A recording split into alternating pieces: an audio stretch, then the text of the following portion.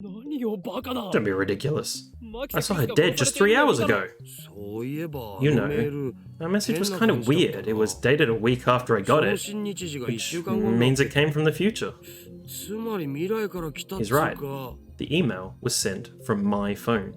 It was split into 3 mails. Someone stab, bed, Makis K, Urisu, don't. This is the email I sent you 3 hours ago? A chime signals our arrival on the 5th floor. The elevator doors open slowly. As we step out of the elevator, I see a girl. And I recognize her. You! Impossible. Chills run down my spine. I can't move a finger. I stare at her face in disbelief. Makise Kurisu. Is there something wrong? You should be dead. Why are you here? And you're even...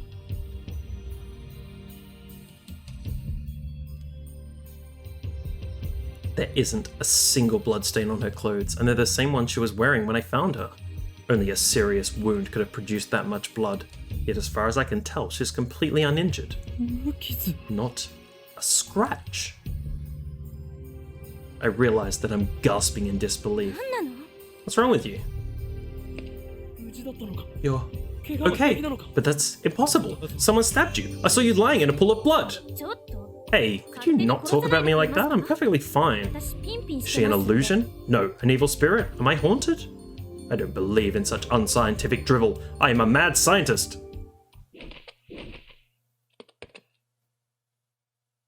Feels silky. Quite the cuticles. Substance. She has substance. Of course she's not a ghost. How silly of me. Her skin's so soft. So alive. Dead bodies don't feel like this. Not that I've ever touched one. Oh, Ocarina? Don't think that's a good idea. Hey. You trying to get yourself arrested? I just want to know the truth. That's right. She was stabbed. Maybe she's just hiding her wounds. This requires further investigation. I grab the hem of her jacket, pull it aside, and take a good look at her chest. What truth, you perv? You stupid, wanna die? Louise-chan's famous line for the win. I know what I saw. Earlier this afternoon, after Dr. Nakabachi's presentation, someone killed Makise Kurisu and left her in a pool of blood. I carefully explain everything that I saw. Wait, Dr. Nakabachi? What are you talking about, Ocarina? Dr. Nakabachi's presentation was cancelled. Cancelled? Yeah, because of the satellite crash. Something's wrong. Our stories aren't matching. It's the same thing that happened right after I saw the mass disappearance. Mayuri's story didn't match mine. I need to know. Am I caught in some sinister plot? Is this another organization conspiracy? Excuse me, my name is Hoin Kyoma. Really, man? You're hopeless. Okay, Hoin-san. I'd like to hear about your story in more detail. Looks like she finally understands I'm not lying. But I still don't understand why my memories don't match everyone else's. I doubt that I can give her a good explanation. Maki-san, it's almost time. Huh? Oh, right. Thank you. Kurisu glances at me one more time, then sighs and heads towards the small conference room. We should go to... To where? To hear the lecture, duh. Ah, that. Did she come to attend the lecture too? Strange. Why would the girl genius Makase Kurisu need to attend a lecture like this?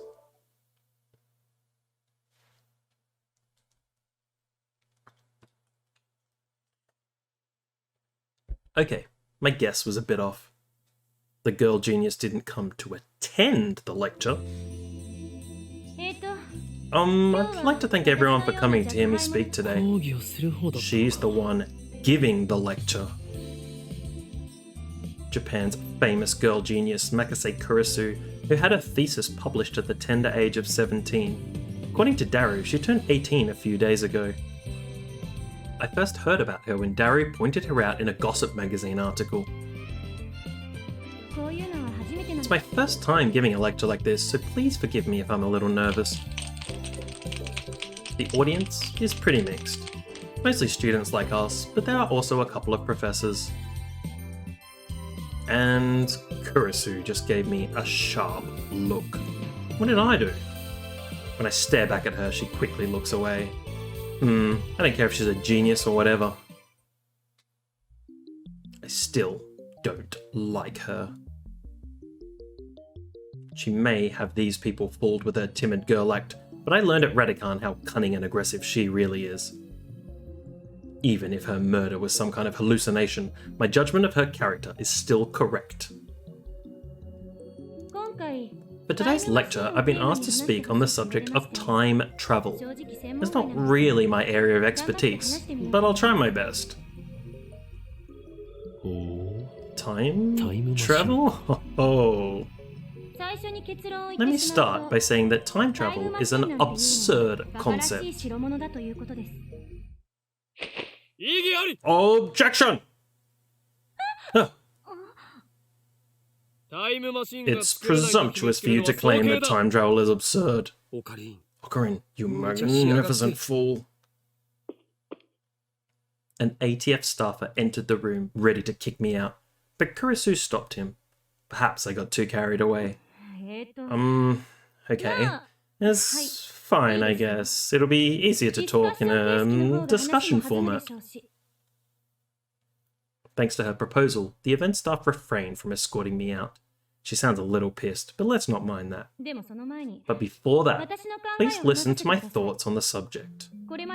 Scientists have proposed many theoretical models of time travel, but there are 11 in particular that bear mentioning. What are the major theories of time travel? I've heard about cosmic string theory at least.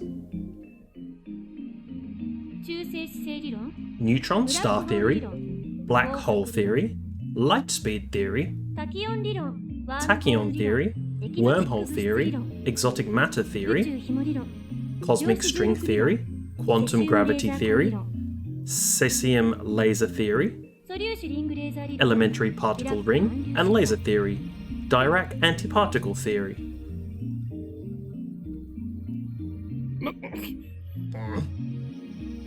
Not bad. Perhaps Makase Kurisu is a worthy rival after all.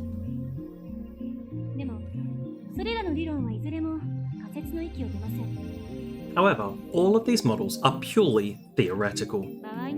Some of them even contradict each other. Well, what if someone comes up with a 12th model? Alright, well... It could be contradicted by the 13th model now, couldn't it? Accursed girl. I didn't expect that she'd twist my question and use it against me. All of a sudden, I can feel everyone's eyes on me. It's risky to be conspicuous, so I probably shouldn't get too carried away. By the way, time travel to the future is available to us right now, according to Einstein's special theory of relativity. For example, let's say someone were to go to Hanada Airport and board a plane headed for Okinawa. Upon arrival, that person would be about 100 millionth of a second farther into the future than I am. What does that mean? According to the special theory of relativity, time moves slower for objects as they approach the speed of light. For example, if you could run at near the speed of light, you could reach a point where time only moves half as fast for you. If you were to keep running at that speed for 24 hours, 48 hours would elapse in the rest of the world, meaning you would jump one day into the future. Understand? Hoin Kyoma? Why are you singling me out? Then what about going to the past? Going to the past is possible right now. Take a look at the sky at night. You can see light from tens of thousands of years ago, can't you? Well, I was just getting started. Let's say we wanted to make a machine that could physically transport people through time. What would we need? The best candidates for this are cosmic strings and wormholes. A cosmic string is a string-shaped crevice with extreme mass. A string-shaped crevice? That must be how they enter our universe. But do cosmic strings really exist? The crevice is about as wide as an elementary particle and at least as long as the diameter of a galaxy. It has immense mass, so it distorts space-time. If you were to travel through that distortion, you could make a full circle around the string in less than 360 degrees. In short, you can do something resembling a warp. This is called a space-time angular deficit. When you pass through an area of angular deficit, transit time becomes 0. Now, we apply this to cosmic string moving at near light speed.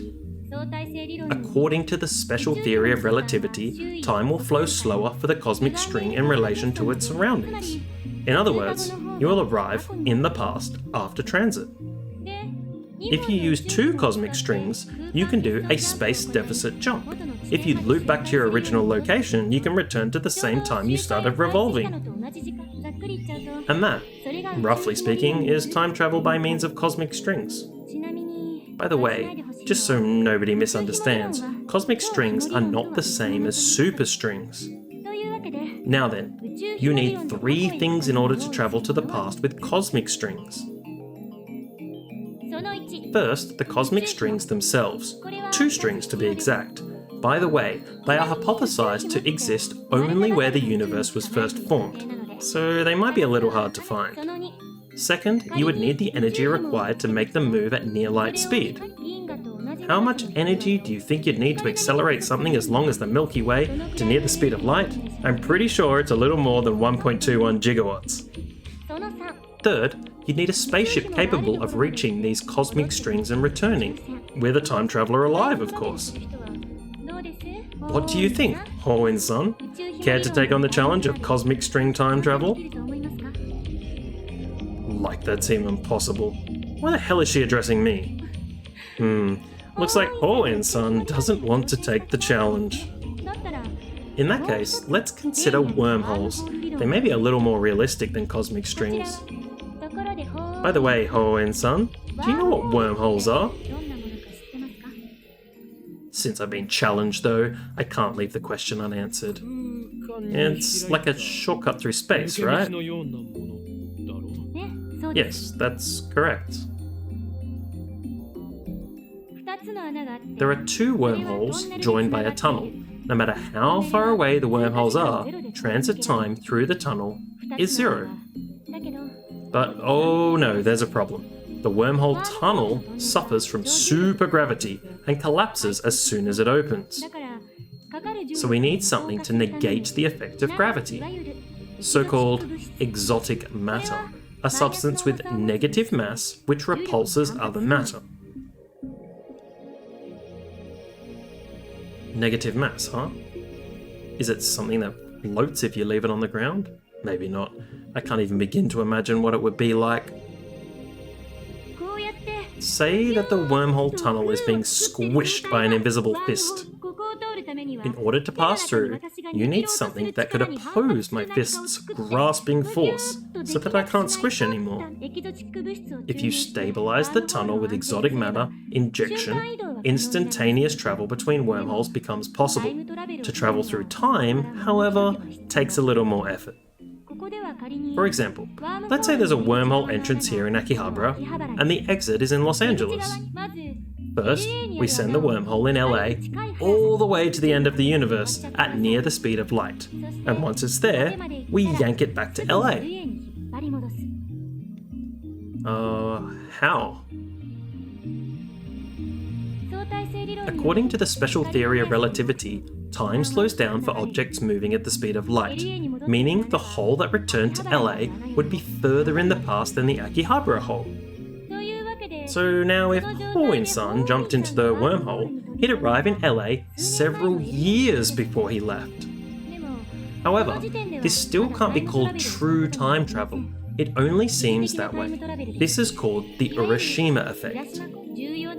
The important part is to return to Akihabara from LA through the wormhole once more. Since the transit time is 0, Ho-In-san will return to Akihabara several years in the past.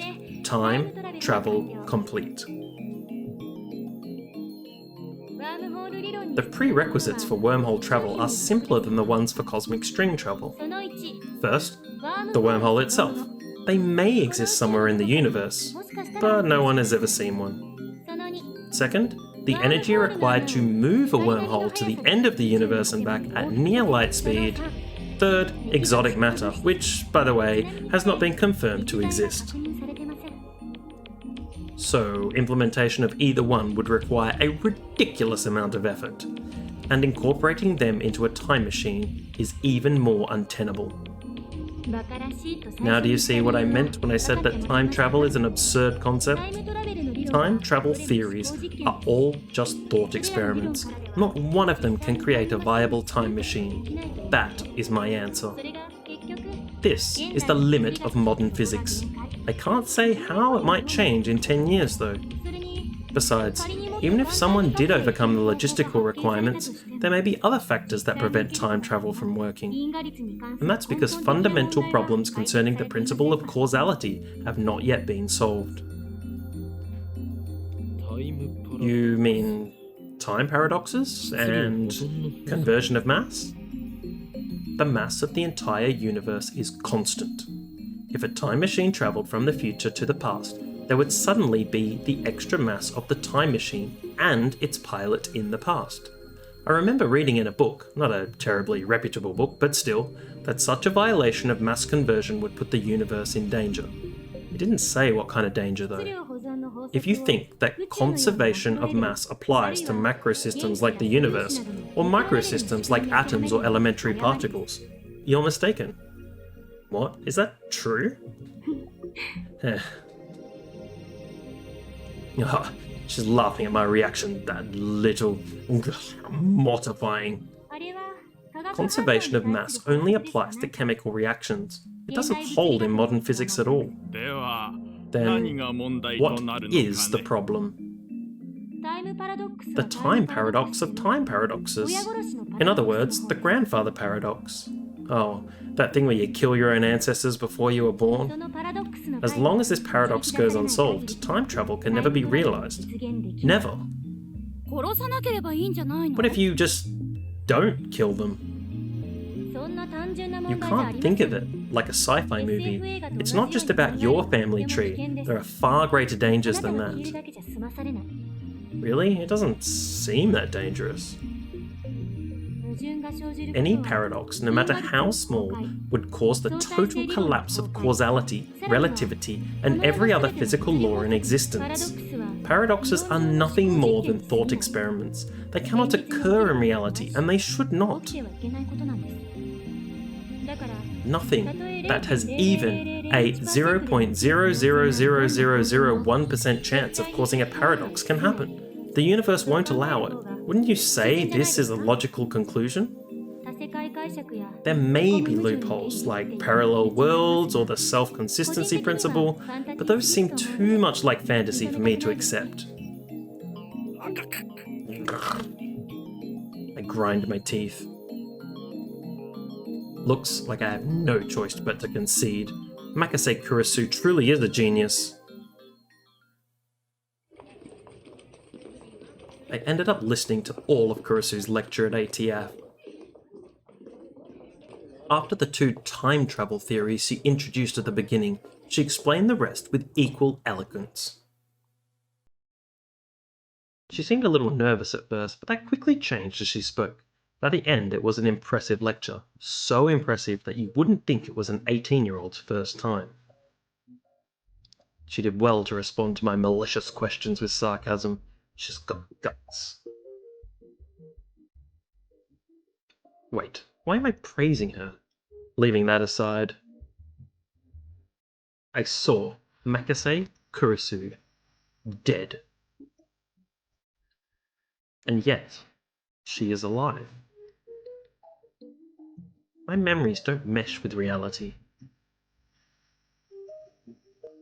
Not just my memories of Kurisu, but also my conversations with Mayuri. Daru too. Everything that happens in this reality stands in stark opposition to the world I remember. Everything would be solved if I just told myself that what I saw was a dream, an illusion. It never happened.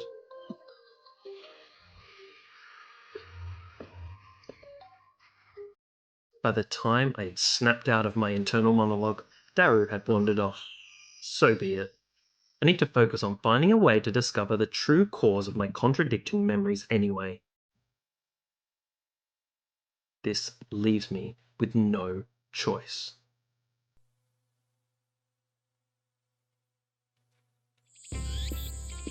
I arrive at Yanabayashi's shrine. I need to get exorcised. I seriously doubt that the Makase Kurisu at ATF was a ghost. Regardless, it's natural to seek an exorcism after such an experience. I'm Japanese, it's in our blood. Yanabayashi Shrine is located on the other side of the Kanda River. To find it, enter the first side road after crossing the Mansabashi Bridge. It's a very small shrine that doesn't fit with the surrounding multi-tenant buildings. Kanda Myojin is the more famous shrine in Akiba, but I deliberately chose this one. It's Ocarina Tutu! There are two girls standing in front of the main building. One is Mayuri, and the other is docile-looking beauty, wearing traditional Miko attire. Ura Shibara Luka, the chief priest's son. Lovely in every way, but he's a guy. Good afternoon, Okabe-san. We met when I rescued him from some aggressive photographers in Akiba's pedestrian heaven. It also so happens that Lukaku and Mayuri are classmates. I learned that fact after I had gotten to know him. Are you practicing with Samadare like I told you? Yes. As long as you master the Seishin Zanma school of swordsmanship, you can prevent the dark flame inside you from consuming your soul. Demon Sword Samadare may be an imitation sword, but that is only the form it takes to hide from the world. When one worthy to wield it appears, it unleashes its true power. I really appreciate this, Okabe-san. My name isn't Okabe. It's Ocarine! I'm sorry, Kiyoma-san. As long as you understand. Now speak the words. El Sai Kongaloo? No, not Kongaloo, Kongru. Yes. El Sai Kongru. Did I get it right? Lukaku smiles happily as I nod. Thank you. Such a beautiful master-disciple relationship. Mayushi's not a Fujoshi, but she's getting a little excited. Mayuri-chan? Please don't imagine such things. Jeez. Though we do have a master-disciple relationship. What are you doing here, Mayuri? I came to see Luka-kun. Komima's coming up next month, and I want him to cosplay as Kirari-chan from Rynet, but he won't say yes. But cosplaying. That's just too embarrassing for me. But I'm sure you'll look great in it. The phrase, someone this cute can't be a girl, is really popular, you know? Come on, make your cosplay debut. Mayuri's hobby is making costumes. She's made at least 30 so far, but it's rare for her to wear one herself. Instead, she seems to get her kicks from seeing other people wear them. And it looks like she's chosen Lukaku as her next target. Anyway, Lukaku, there's a good reason for my being here today. I need you to perform an exorcism. An exorcism? Then I'll go get my dad. These were... No, it's nothing that serious. I just need some peace of mind. That's why I came here instead of Khan's shrine.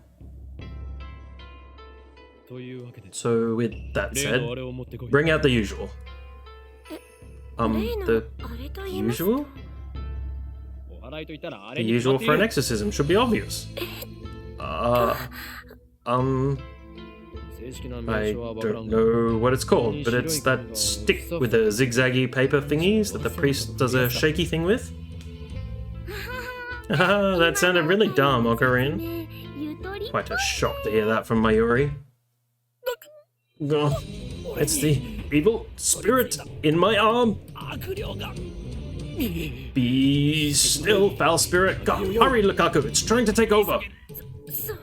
No way! Please hang in there, Okabe-san! I'm not Okabe-san! I'm sorry, Kiyoma-san. But what should I... The exorcism? Hurry, just do it like I taught you! Oh, okay.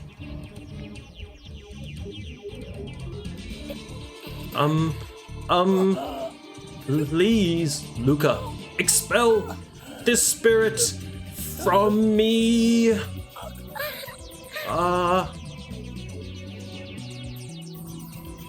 Reason tells me he's a guy, but his lovely appearance makes me feel guilty, like I made a frail girl cry. The voice of a girl. The mannerisms of girl. More feminine than any girl I know. But he's a guy. Taller than Mayuri, yet oh so slender. But he's a guy. Looks stunning in Miko robes. But he's a guy. It's almost evening, yet still hot as hell outside. But he's a guy. I'm okay.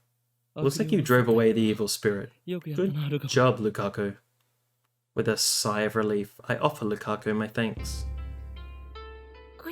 I'm glad I was able to help. Lukaku gave us some corn on the cob, and Mayuri and I left Yanabayashi Shrine. Though this corn was originally sent to Lukaku's home, Lukaku offered to share it with the lab after it proved to be too much for his family to eat. We truly owe Luka for providing us with these valuable supplies. Still fired up after Lukaku's exorcism, Mayuri swung her bag of corn around like a sword. Not that I could blame her, I was excited myself. We tried taking a shortcut, but found our path blocked off. Reasonable, I suppose, given that the bridge led to Radican. With our progress halted, Mayuri takes out her pocket watch to check the time. It's a very old watch, not the sort you'd expect a high school girl to carry. Its name is Pockety. Ever since elementary school, Mayuri has carried Pockety with her everywhere. It's her most important treasure. If she's concerned about the time, it must mean she has to go to work soon. Without saying a word, I extend my hand to Mayuri, offering to take the corn back to the lab myself. Thanks. Well, time for me to go to work. Wait, Mayuri. Back at Radican, you heard a man scream, right? Scream? When was that again? This afternoon. I don't think I heard anything. Oh, well, alright. Ocarine's a weirdo.